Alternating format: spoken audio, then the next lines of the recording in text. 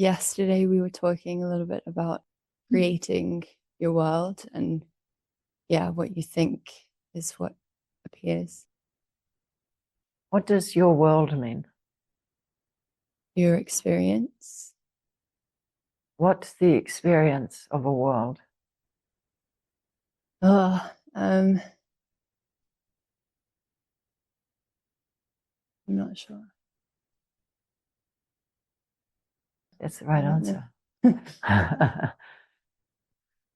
What was that moment before you said, I'm not sure? What were you watching then? I guess I was just watching like different things, thoughts that were coming up that I could maybe use to explain, to answer the question, and none of them seemed to be. Yeah. I don't know. That's it. She was suspending the belief in her own mind. And the ability to do that, which we all are able to do, which is the amazing gift that human beings have been given. So if human beings are able to observe their own thinking patterns and see the limitation of certain thinking patterns that cannot describe what it is that they are wanting to know. When I asked Emma, what is the experience of the world? And she took a very deep pause, and she was thoughtful, and she was observant of her own mental mechanism and her ability to be able to know what was appearing in her mind as an answer, what is the world? None of them were going to be helpful. All of those words maybe, or those descriptions maybe seem too small or inadequate in some way. I call this satsang, this particular Thursday satsang, the light of knowledge satsang. It is the satsang with particular emphasis on this knowledge that has been, since thousands of years, studied. Of course, it is studied as an academic study, but this is not the academic study. This is the observation of who we are as human beings, how we experience the sense of there being a world, and is that working for us? Is that taking me towards freedom, love, openness, acceptance, and peace? Or is this sense of myself and my world taking me to conflict, problem, feeling somehow always uneasy or churning and desiring something more? Or is this leading me to contentment? Is this leading me out of confusion or into more questions, more worry, more doubt? So these are the questions that are asked in satsang, or examined, asked and examined. And that's what Emma was doing. She was examining her own thinking process. And at the end of that examination, she said, I'm not sure. Which means that she could not place her reality in her thinking mind that was creating an image of the world. You understand? There is no freedom to be observative, but to be, the freedom appears when you observe the observer. Exactly. So Olivia was saying, if I'm right, that there is no freedom in what is observed, but the freedom is in knowing yourself as the observer. Now he's come to this revelation. Why I called it a revelation? Because it is not something he's just read in a book. It is something he's been able to perceive inside. Now they're both describing the same thing through a different way. So similarly, he is saying, I have been able to observe that everything that is observed is not the place of peace. So he was able to suspend his desire to get peace from that which is observed. And in that was the discovery of where peace lies. in himself as the observer.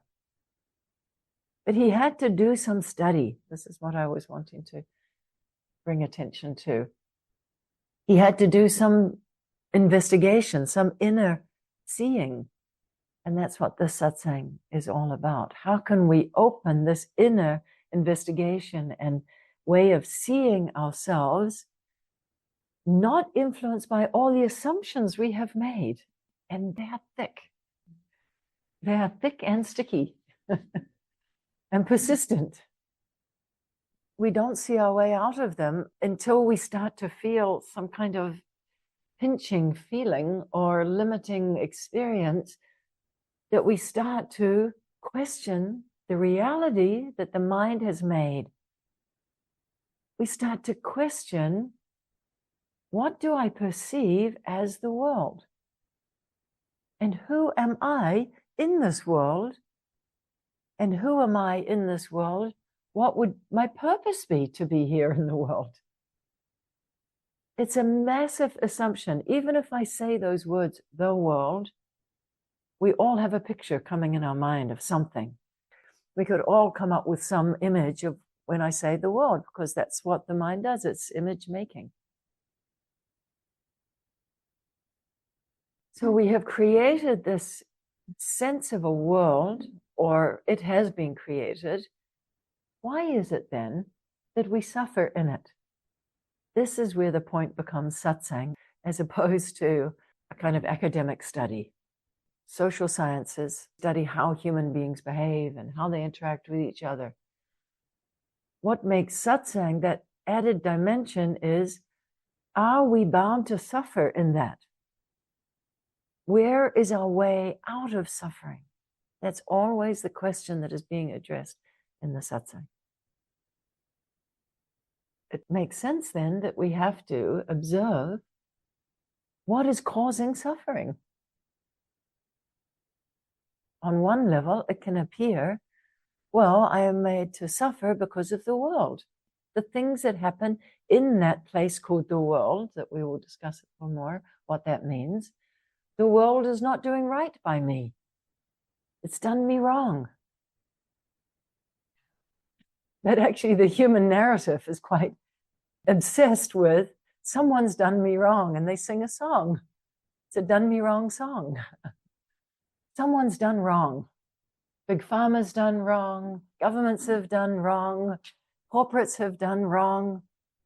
Decision making in policy making has done wrong. And it trickles down. My neighbor's done wrong. My dog's done wrong. My girlfriend's done wrong. I've done wrong. Exactly. And that's where it comes down to, singing a done me wrong song. Somewhere, someone's done wrong. Now, this is the view of the world, which means this is a way of perceiving what someone means by my world. Along with that, along with the done me wrong song, the narrative that one is obsessed with in their own mind is the desire to make right song. You have to write another country song. The desire to do right. And we really try earnestly to do it right. We really think, if I shape my personality and contort myself just about this much, then it will be all right. Everyone will love me. Everyone will accept me. Everyone will agree with me. Everyone will comfort me. I just make my personality lovable and impressive. That's a big thing too. If I'm impressive, then people will want to be with me. And if people want to be with me, then I'll be secure because I'm not alone. Because alone is frightening and insecure. So if I have a lot of flags that I can hold up, I've done this, I've done this, and I've done this. Then maybe if I have a ton of flags, someone says, oh, I want to be with the flag person. We make fun of it, and that's a part of the satsang, to bring the ridiculousness of what we do as human beings so that we can study it. What is satsang? This deep study of not only what we do, like I said, social sciences, political sciences, all of those kind of human-related studies, but why are we suffering in it? Why do we suffer in our world? Why do we suffer in ourselves? I came to discover through incredible good luck, and you all have also discovered, and those who are listening online have also come to discover, that there is a way of seeing that the study can turn the attention to, as Emma was doing, suspends our previous assumption about ourselves and our world. Completely suspends it. And that's what satsang only requires, you to just be open and stop categorizing what these teachings are saying. Stop thinking if you agree or don't agree. Just put a pause on any relation you have with this and just hear it like a child is hearing a story. Be curious. A child loves a story. Why? They don't know what the ending is going to be. We are still those children, but we're going to read this story not knowing anything. Be like Emma. I'm not sure of anything. I'm not sure what the world is. I'm not even sure who I am. Let me hear something new, because everything that I have been doing is only leading me into more confinement, more confusion, ultimately more suffering, more contorting of myself to try and fit in somewhere or be acceptable in some way, compromising a lot of what we feel we don't want to do, and compromising that. And let's just put all that aside. You don't have to fit in anywhere in the story. Just hear it.